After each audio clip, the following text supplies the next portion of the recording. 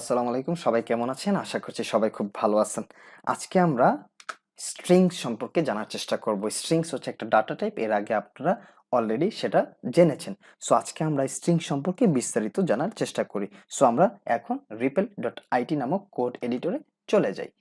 So এটা হচ্ছে আমাদের ৯টা ডাটা টাইপ যেটা সম্পর্কে আমরা এর আগেই বিস্তারিত বা ক্ষুদ্র ক্ষুদ্র জানার চেষ্টা করেছি, অর্থাৎ ইন্টিজার কি, ফ্লট কি, কমপ্লেক্স কি, স্ট্রিং কি, বুলিয়ান কি, লিস্ট কি, টাপল কি, সেট কি, ডিকশনারি কি, এই বিষয়গুলো আমরা হালকা হালকা বিষয়গুলো জানার চেষ্টা করেছি। সো আজকে আমরা স্ট্রিং সম্পর্কে একটু বিস্তারিত জানার চেষ্টা করব, যে স্ট্রিং কিভাবে কাজ করে, কিভাবে স্ট্রিং লিখতে হয় এবং কি কোন কোন কোন বিষয়গুলো স্ট্রিং এ রাখতে হয়। সো স্ট্রিং হচ্ছে মূলত a piece of text or character. So আমরা একটা ডাবল কোটেশনের মধ্যে যে কোনো কিছু রাখলেই সেটা স্ট্রিং এ পরিণত হবে। যে কোনো ক্যারেক্টার রাখতে পারি, যে কোনো টেক্সট রাখতে পারি, যাই রাখি না কেন সেটা স্ট্রিং এ পরিণত হবে, অর্থাৎ সেই জিনিসটা হবে স্ট্রিং। অর্থাৎ আমরা এই ডাবল কোটেশনে যদি আমি লিখি, যেমন I am a student, I am a student, and that's great. So this one is basically string. এখন প্রশ্ন হচ্ছে এটা আসলে স্ট্রিং কিনা সেটা আমরা একটু জানতে চাই। আমরা কিসের মাধ্যমে একটা জিনিসকে জানার চেষ্টা করি, সেটা হচ্ছে টাইপ ফাংশনের মাধ্যমে। আমরা টাইপ ফাংশনের মাধ্যমে দেখার চেষ্টা করব এটা আসলে স্ট্রিং কিনা। So T Y type. So এবার আমরা যদি রানে ক্লিক করি তাহলে আমরা বুঝতে পারবো। সো সো আমরা আসলে এটাকে প্রিন্ট করি নাই। সো আমাদের প্রিন্ট ফাংশন ইউজ করতে হয়, কারণ আমরা জানি যে প্রিন্ট ফাংশন কি করে, আউটপুট হিসেবে কোনো কিছুকে প্রদর্শন করে বা দেখায়। সো প্রিন্ট যখন করব তখন আমরা দেখতে পাবো আসলে এটা কি। সো এই তো দেখে ফেললাম আমরা সেটা কি, এটা ক্লাস কি ইন্ডিকেট করছে, স্ট্রিং ইন্ডিকেট করছে। সো আমরা ডাবল কোটেশনে যেই ইনফরমেশন গুলো বা যেই পিচ অফ টেক্সট লিখলাম অথবা ক্যারেক্টার লিখলাম, এটা হচ্ছে একটা স্ট্রিং। কারণ আমরা টাইপ যখন ডিক্লেয়ার করলাম প্রিন্ট ফাংশনে, তখন আমরা এর আউটপুট দেখতে পেলাম, সেটা কি দেখালো, এটা একটা স্ট্রিং হিসেবে ডিক্লেয়ার করলো।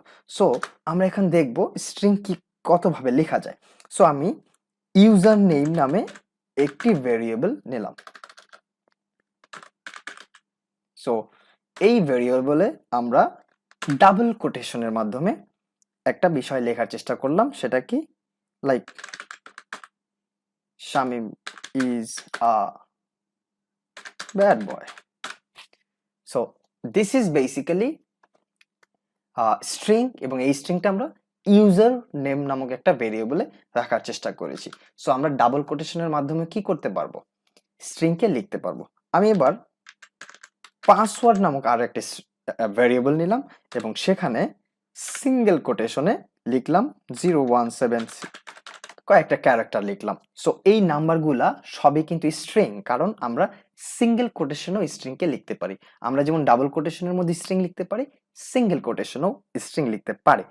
এবার আমি যদি চাই যে মাল্টিপল লাইন আমি স্ট্রিং লিখবো, অর্থাৎ 1 লাইন 2 লাইন 3 লাইনের মাধ্যমে স্ট্রিংকে লিখবো, তখন আমরা মূলত 3টা সিঙ্গেল কোটেশন ইউজ করব।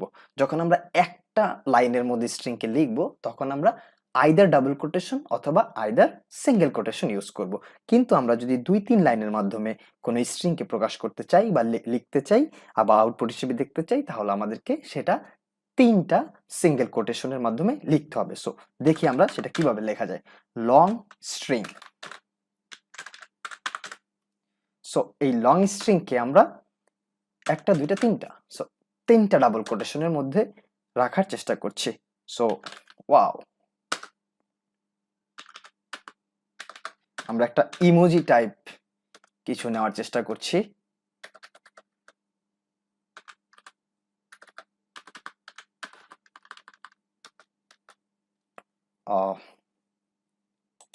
সরি, এটা ওপেন হয়ে যাচ্ছে বারবার। আচ্ছা, okay. So this one, so this one, এটাকে আমরা কি করলাম, 3টা সিঙ্গেল কোটেশনের মধ্যে আমরা 3টা লাইন লিখলাম। একটা লাইনে কি লিখলাম, ওয়াও, আরেকটা লাইনে লিখলাম 2টা ও আর পরের নিচের দিকে আমরা আন্ডারস্কোর লিখলাম। সো এই 3টা লাইন যখন আমরা লিখবো এবং এটাকে যখন আমরা প্রকাশ করতে চাইবো তখন আমরা অবশ্যই 3টা সিঙ্গেল কোটেশন ইউজ করব। এখন এটাকে যদি আমরা একটু প্রিন্ট ফাংশনের মাধ্যমে আউটপুট হিসেবে দেখতে চাই তখন কি দেখাবে দেখি।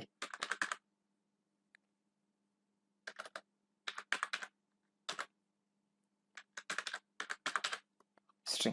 সো এবার যদি আমরা এটাকে রান করি দেখবো একটা ইমোজি টাইপ হয়ে গেছে। ওয়াও! তার মানে এই 3টা জিনিস কি আমাদের চলে আসছে আউটপুট হিসেবে।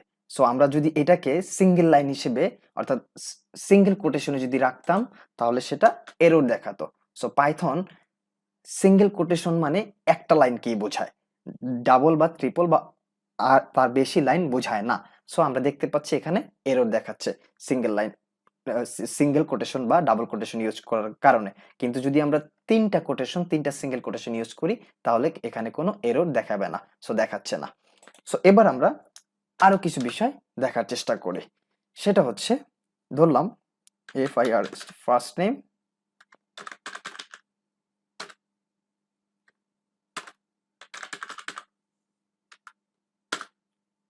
Last name.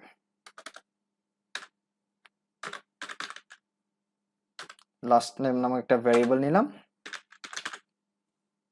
এবার আমরা ফুল নেম নামে আরো একটা ভ্যারিয়েবল নিলাম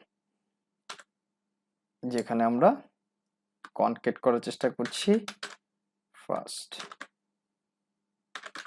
name plus name. So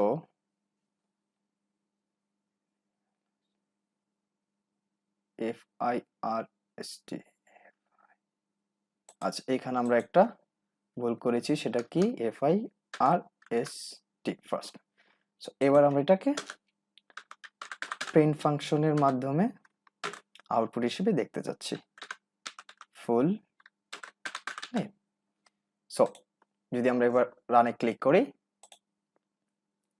so আমরা দেখতে পাবো শামীম কালাম, বাট এইখানে কোনো স্পেস নাই অর্থাৎ গ্যাপ নাই, অর্থাৎ এই দুটা একসাথে হয়ে গেছে। তার কারণ হচ্ছে আমরা মূলত এই দুইটা স্ট্রিংকে পৃথক করিনি বা কোনো স্পেস দেইনি। যদি আমরা এখানে কোনো স্পেস দিতাম তাহলে হয়তো বা স্পেস দেখাতো। যেমন আমরা এবার দেখি এই যে আমাদের স্পেসটা কিন্তু দেখাচ্ছে, কিন্তু আমরা এখানে স্পেস না দেওয়ার মাধ্যমে আমরা এইখানেও স্পেস দিয়ে এটাকে আলাদা করতে পারতাম। যেমন এইখানে যদি আমরা সিঙ্গেল কোটেশনের মাধ্যমে স্পেস দিতাম এবং যদি আমরা সো এইবার আমরা যদি রান করি তাহলে আমরা দেখতে পাবো যে আগের মতো সেই গ্যাপটা দেখাবে। সো এইভাবে আমরা স্ট্রিংকে লিখতে পারি এবং এইভাবে আমরা স্ট্রিংকে প্রকাশ করতে পারি, আউটপুট হিসেবে দেখতে পারি। সো আশা করতেছি আমরা কি ওয়েতে স্ট্রিংকে লিখতে পারি এবং কিভাবে স্ট্রিংকে প্রকাশ করতে পারি সেটা আমরা বুঝতে পেরেছি। সো নেক্সট ক্লাসে আমরা স্ট্রিং সম্পর্কে হয়তোবা আরো কিছু জানার চেষ্টা করব। সবাইকে আজকের মতো ধন্যবাদ। আল্লাহ হাফেজ।